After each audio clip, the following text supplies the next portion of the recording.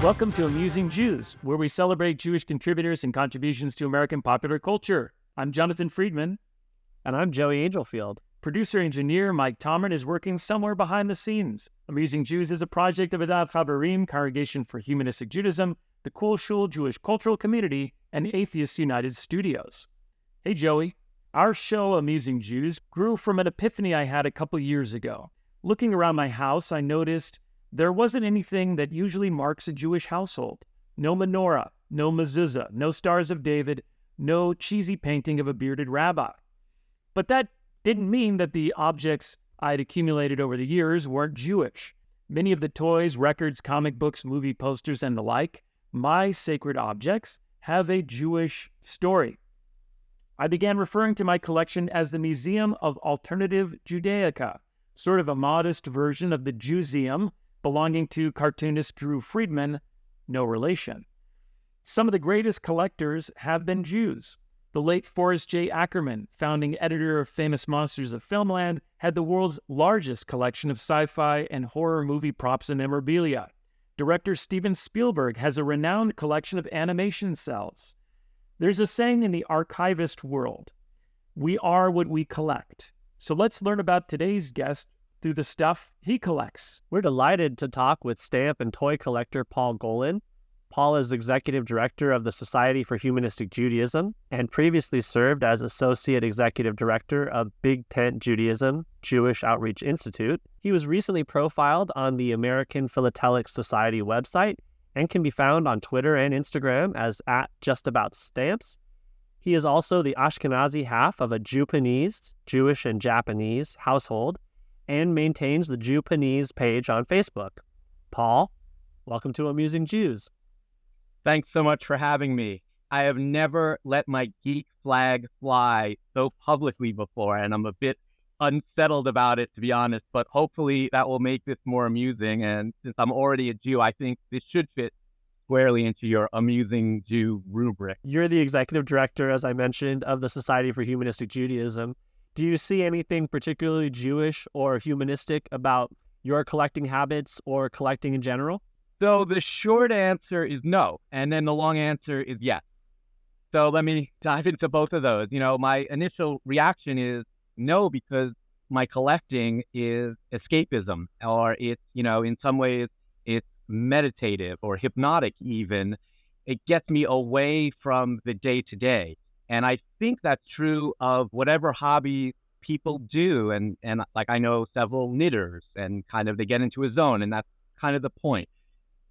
But, and also Jews, and I'm talking about all Jews now, this is directed at all Jews. It's not always about us, okay? So it can be about not Jewish.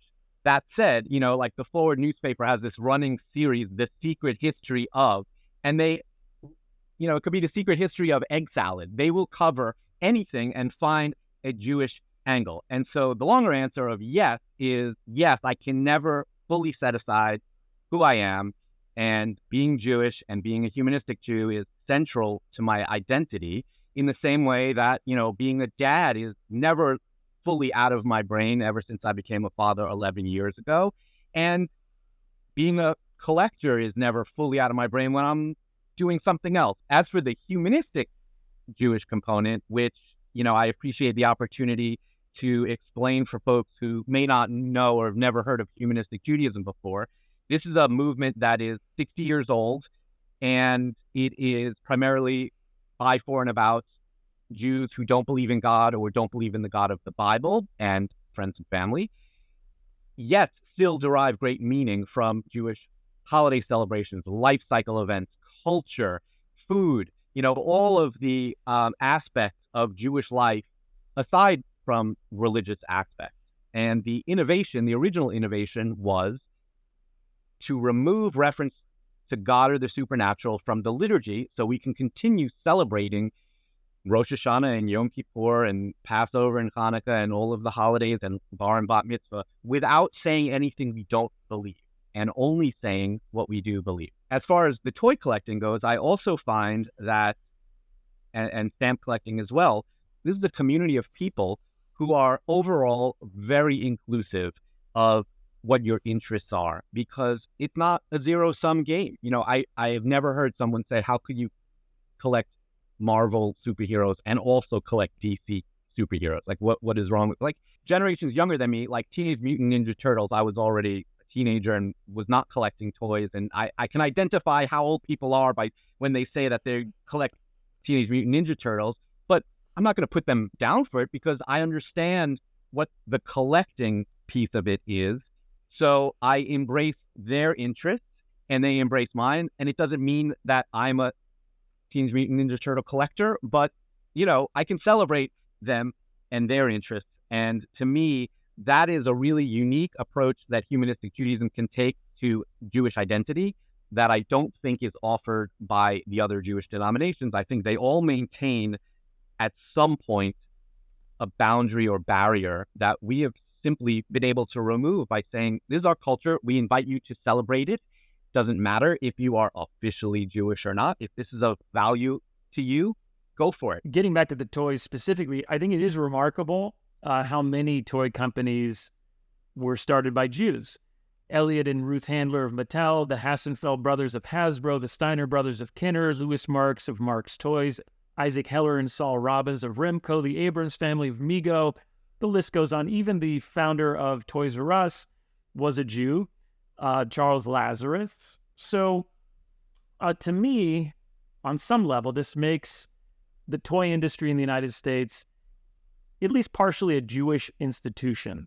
I don't know if you agree. Yeah, it's remarkable. And even today, I do sometimes read trade publications about the toy industry because I'm interested in that aspect as well. And there's one called Pop Insider, and it's geared to collectors, but much more to the industry. And they talk about who's working in the industry. And I see a lot of common Jewish last names, which is a kind of a crummy way to still measure anything anymore, frankly. But still, it's definitely more than the 2% of Americans that are Jewish. So I do think that there's something there.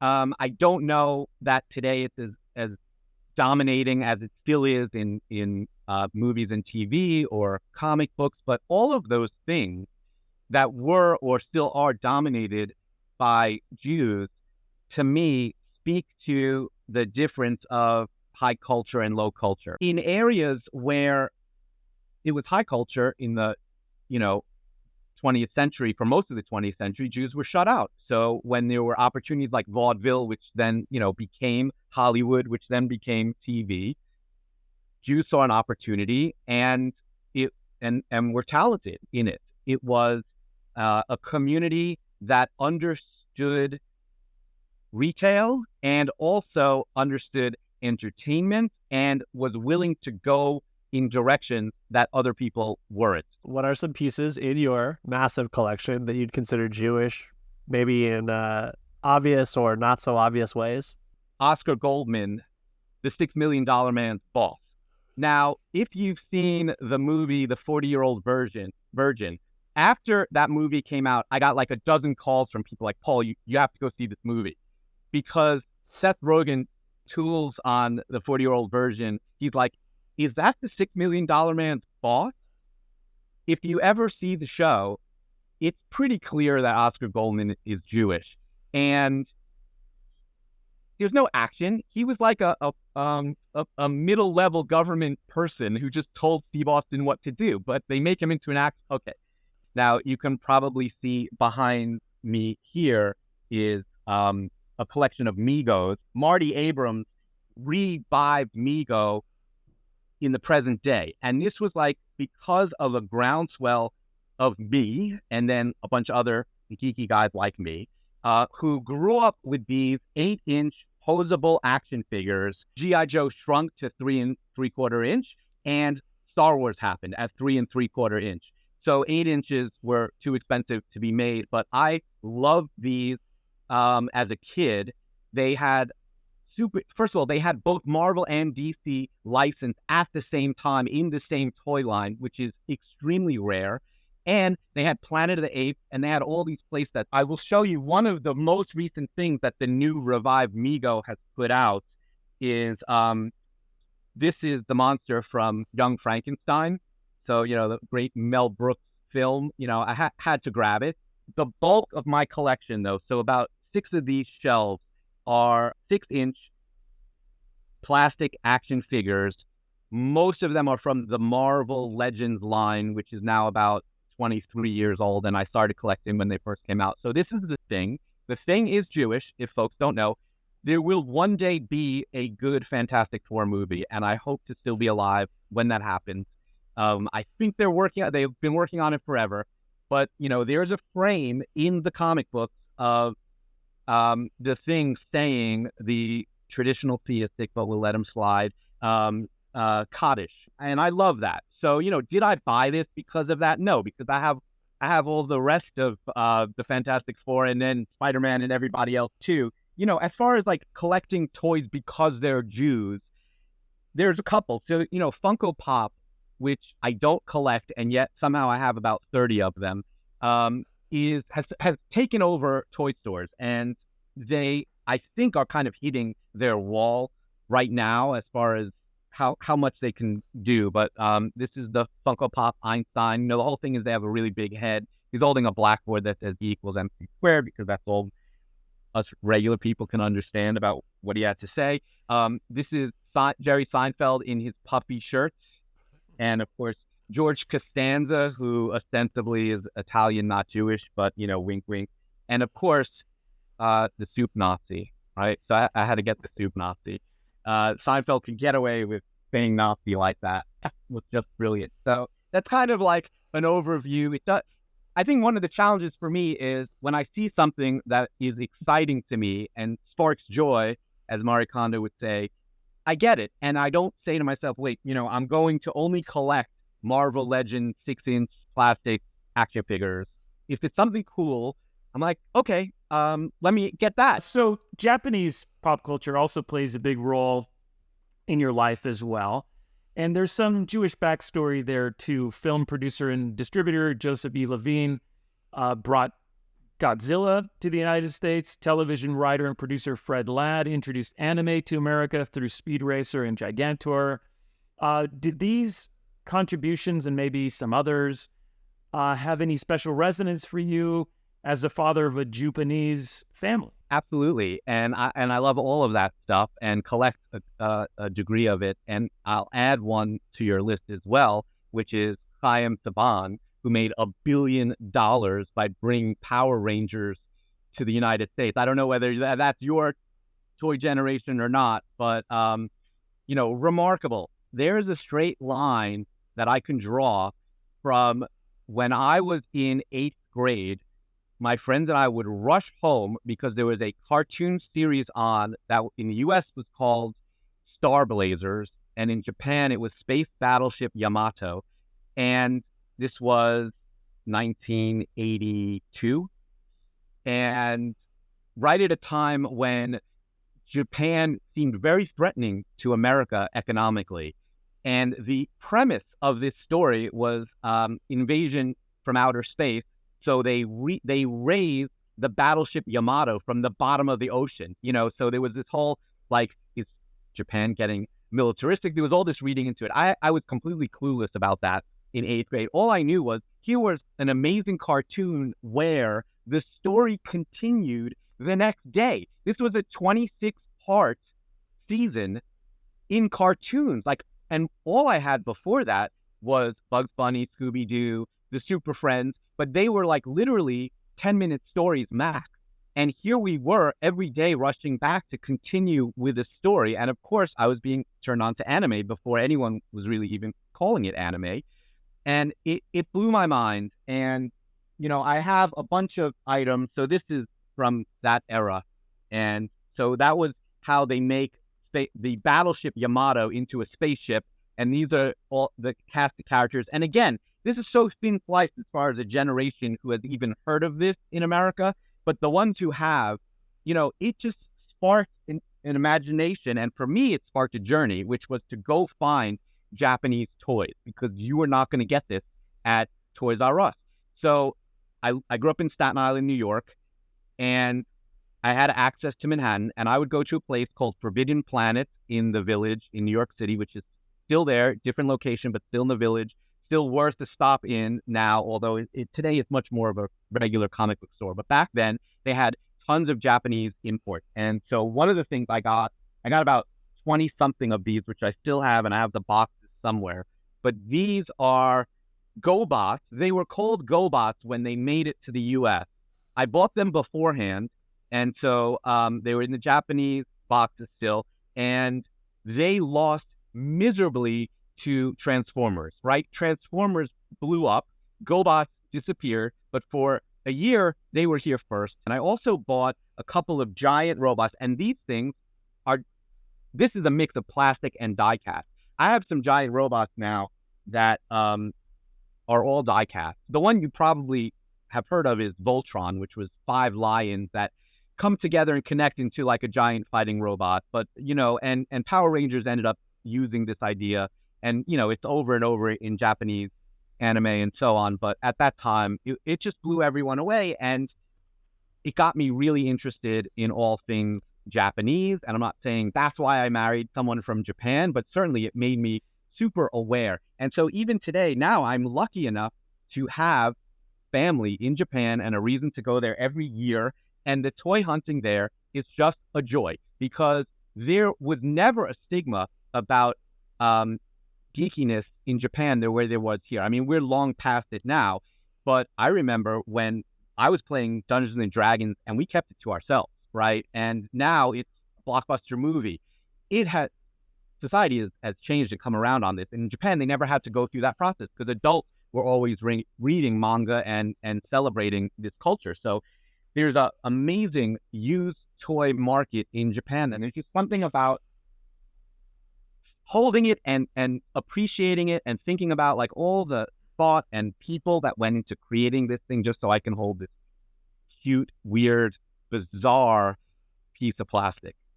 Yeah, and I think, Japan, as you alluded to, has always appreciated those things, the artistry, the creativity, the imagination, the toyetic qualities of these objects on all demographic levels, much more than the United States, where, as you were kind of alluding to, parents tended to throw these things away when we got to a certain age. In our parents' defense, I wrecked most of those toys. I mean, it wasn't like there was value behind it. So, they looked at it, it was used, and they're like, okay, you've grown out of it. And I'm doing it to my own kids in some way. Like 30 years from now, maybe there'll be a webinar with my son complaining about all of the Thomas trains that he used to have that he doesn't have anymore. So you're a member of the American Philatelic Society. So what sort of stamps do you collect, and how do you think stamp collecting intersects with your Jewish identity, perhaps? Stamps, for those of you who don't know, are really small and flat. So I can now put my focus on collecting something that I can get hundreds of and store very easily. So there's that.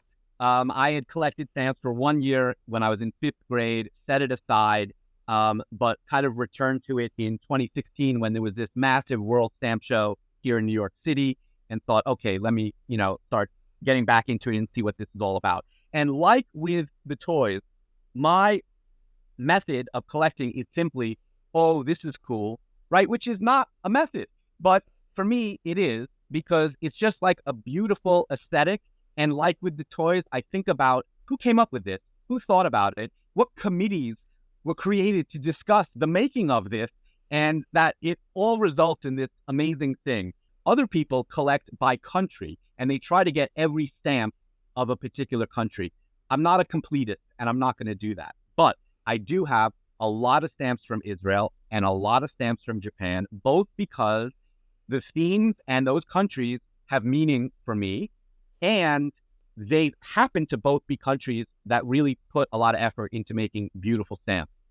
Those folks who collect Israel stamps know that every Israel stamp comes with a tab, meaning there's an extra perforated bottom to the stamp that you don't need for the postage, but it just adds an additional piece of information or artwork or like the lower half of someone's body. And it's just kind of a cool thing that almost every stamp from Israel is going to have that tab when most countries don't do that. And the Japanese, again, the aesthetic, the ideals that they incorporate into their art and stamps, to me, blows me away. If folks go to Jewpanese.com, they will be redirected to the Facebook page about convergence between anything Jewish and Japanese. And you'd be surprised, and I'm posting something generally once every other day where there is a convergence.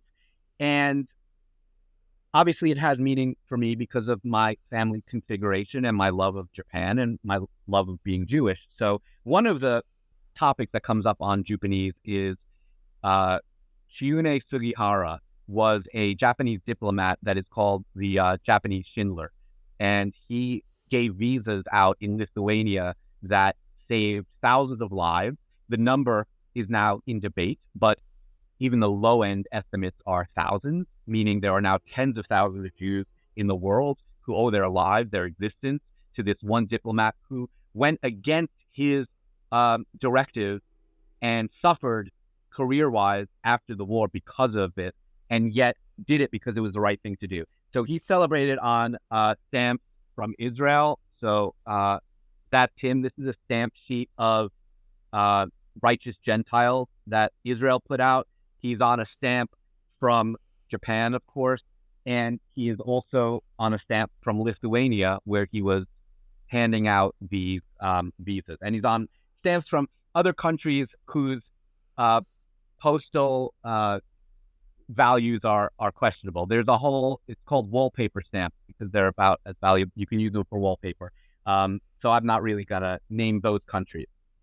I also collect letters that have gone between Japan and Israel. So like this is I love this stamp set. It's like a screen. Japanese paint these screens, these folding screens that they use in homes and temples and so on. And this is a famous one that's in a museum, and they put it on a stamp, and this was sent to a Martin Marco. For those who don't know, stamps have birthdays, right? There is the first day that they are available to be used. So a lot of stamp collectors collect first day covers, and I do as well. So I got the idea of, I can try to make a first day cover. So last year, they put out a Shel Silverstein stamp, and he's Jewish. And what I found out when I was looking is he spent time in the U.S. military in Japan, and it was influential to him in his art. So you can't read it, but I say Jewish-American musician, poet, and cartoonist of children's books beloved around the world. Drew his first cartoons for adult readers when he was a GI in Korea and Japan. And the books here are the covers of The Giving Tree in Hebrew and Japanese. So I made it. I found the Jewpanese angle on that as well. So this is how I entertain myself. I don't know if it's of interest to anybody else, but, I encourage people to find a hobby, because you need to break away from your life, even if that may be totally wonderful. There's always stressors, and this is a way that I can just genuinely kind of lose myself, forget the stress, and kind of be in another place for at least a little while. If money were no object, what would you most like to add to your collection? I used to, at my former organization, we had a board president. He's no longer alive now. His name was Terry Elk. He was the chair of Viacom when they bought MTV. Okay, so he was a high power guy, and he was thrifty. And he took us out to dinner, and he ordered a bottle of wine, and he said to me, and I'll never forget what he said, any schmuck can get a good bottle of wine for $100. Getting a good bottle of wine for $10 takes knowledge and effort and exploration and so on. So I always think about that, because I would still be buying these Marvel Legends at, now it's unfortunately $25 a pop, but that's where my sweet spot is. I can't really justify $300, and I'm putting this out there on the internet, so if folks are thinking, I'm casing your place, the value in my collection is in the collection as a whole. You will need to card it all out of here, so good luck with that. Each individual item, maybe one or two things, is a couple $100, but there's nothing in here worth $1,000 or more. And that's not why I do it. Obviously, I take things out of boxes. This is just about the joy of collecting. Well, thanks so much for joining us, Paul. Thank you. And to our audience, now back to your regularly scheduled lives.